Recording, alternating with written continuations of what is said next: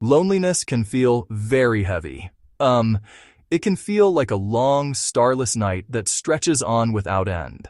Many people begin to believe that this feeling is their entire story, that this state of being is who they are.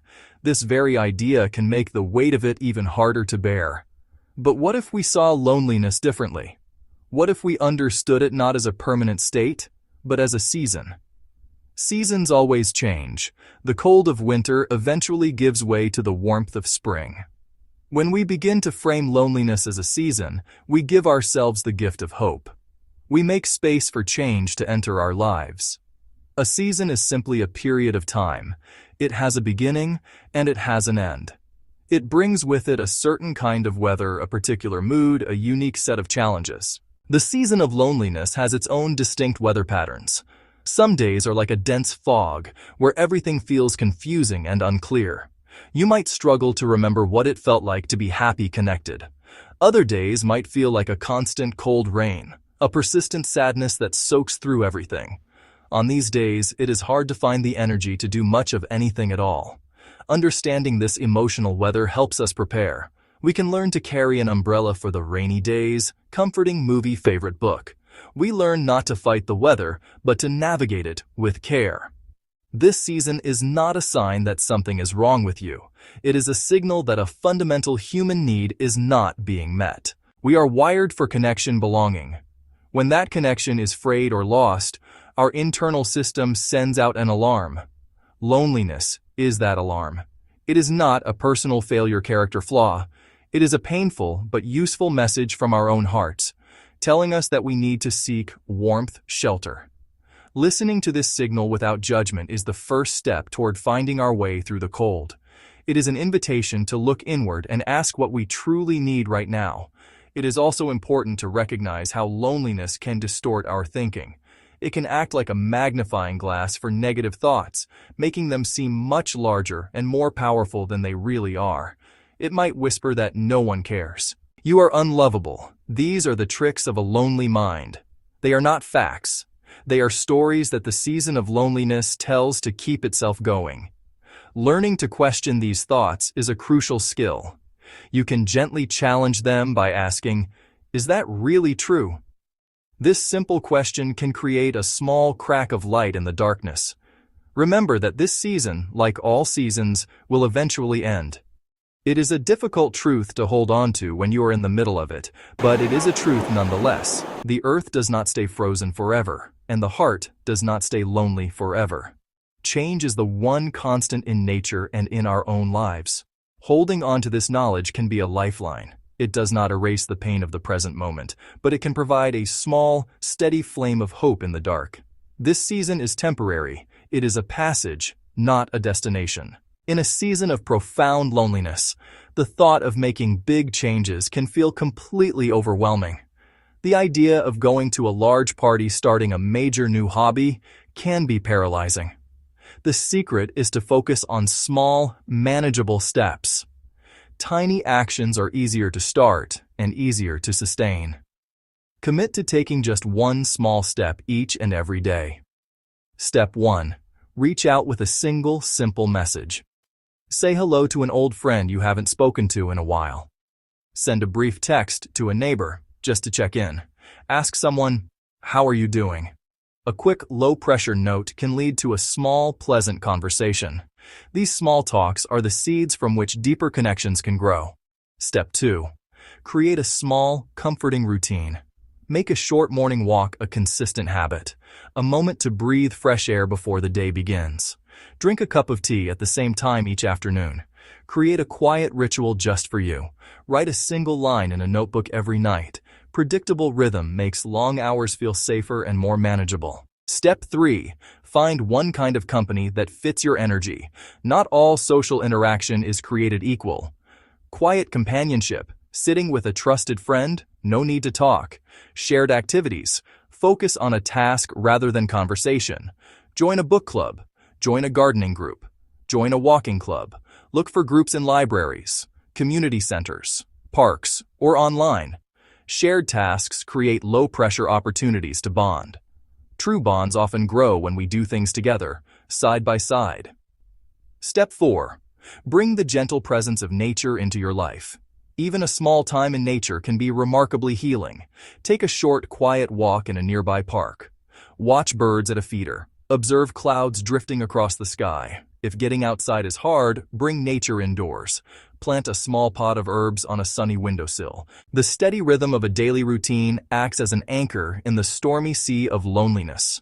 When feelings are unpredictable and motivation is low, a simple, established structure can guide you through the day.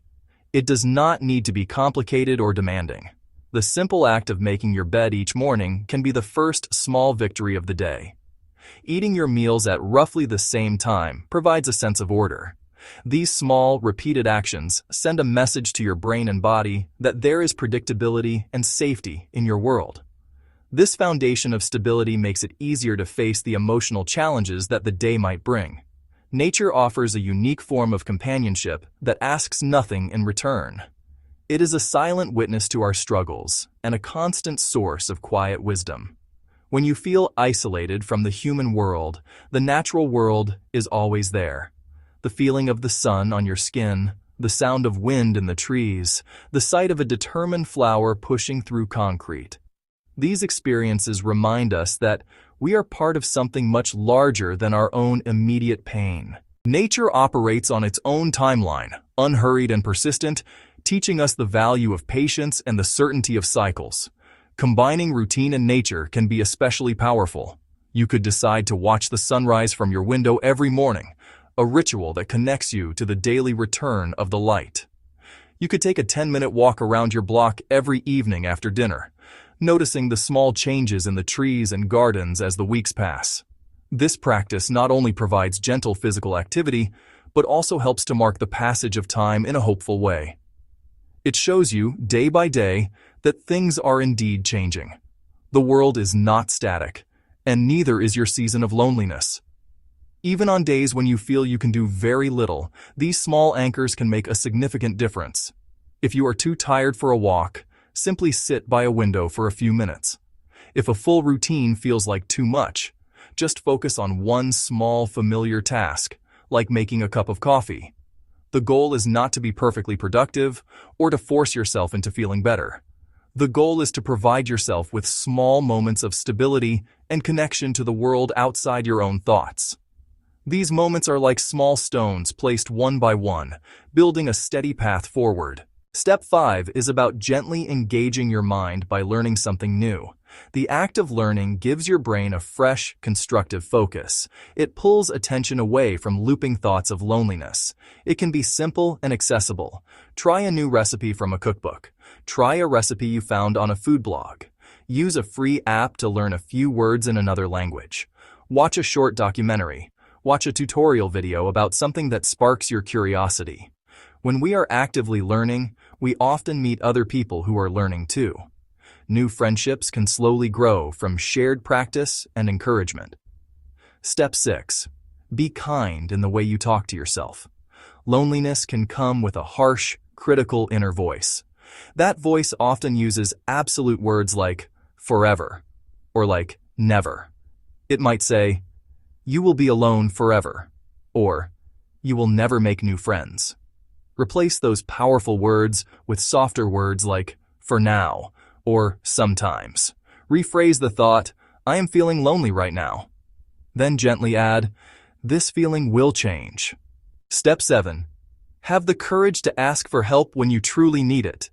Reach out and talk to a trusted family member, or a friend, or a spiritual advisor. Sometimes just saying the words to someone who listens without judgment can lift a burden. A professional counselor or therapist can offer tools and strategies. Seeking help is not weakness. It's a brave, proactive step toward the coming spring. Many people have found professional help essential to reconnecting. Not all steps will work immediately or at once. The path out of loneliness is not a straight line. Some days will be better than others. You may feel hopeful and energized on some days. On others, you may feel stuck again. This fluctuation is normal. The key is to keep trying small, gentle moves forward. Keep a simple list of things that have helped, even a little. On difficult days, look at your list and try just one small item from it. As you practice these small steps, notice what brings you a sense of ease and notice what drains your energy. Pay attention to how different activities make you feel. For some people, scrolling through social media can make them feel more connected and less alone. For many others, it can amplify feelings of isolation and comparison, making them feel much worse. There is no right or wrong answer. Honestly, see what works for you. Take the time to gently adjust your daily habits based on this awareness. This is how we learn to skillfully navigate our inner weather through a difficult season. Remember, meaningful friendships almost always grow slowly.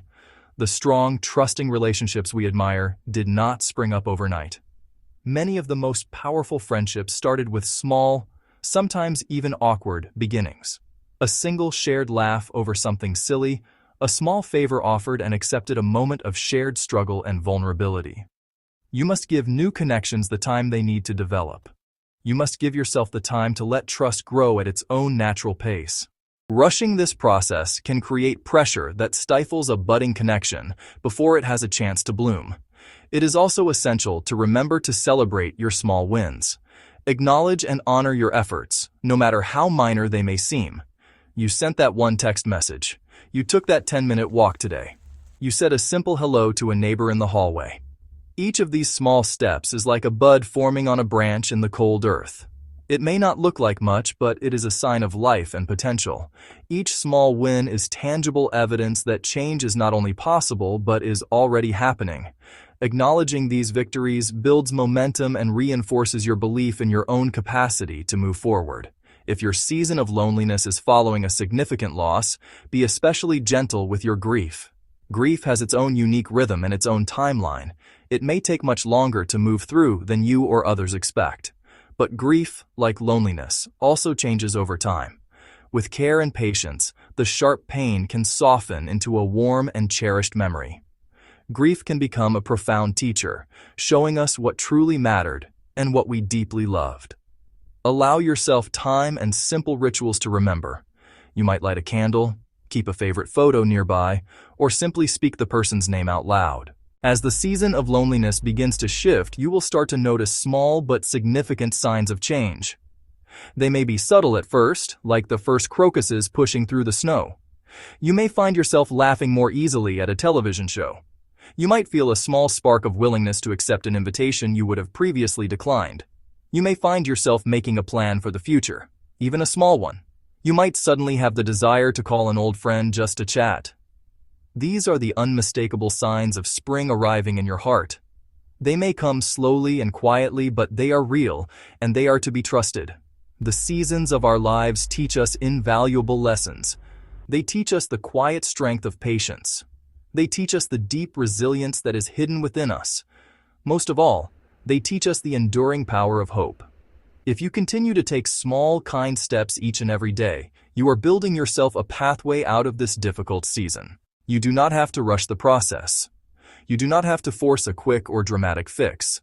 All that is required is your own steady, compassionate care, offered to yourself one day at a time, one small step at a time. The journey itself is part of the healing. Loneliness does not mean that you are broken or flawed. It simply means that you are a human being, experiencing a fundamental part of the human condition. It means you are passing through a particular time that asks for quiet reflection and kind acts. Be gentle with yourself above all else. Reach out in small, low-risk ways. Keep to a simple, comforting routine. Allow yourself to learn something new and interesting. Spend a little time in nature, even if it's just by a window. Ask for help if you feel you need it. Hold on to the simple, powerful idea that all seasons change. One day in the future, you will look back on this time. You may see, with surprising clarity, how you grew in unexpected ways during that lonely season. You may see how those small, uncertain steps eventually led to new blooms and new landscapes in your life. Hold on to the hope that your feelings are not forever fixed. Your experience is not a permanent identity. Loneliness is a season, not a life sentence. The cold will pass. The light will return. Spring always comes again. Like, share, and subscribe for more educational videos.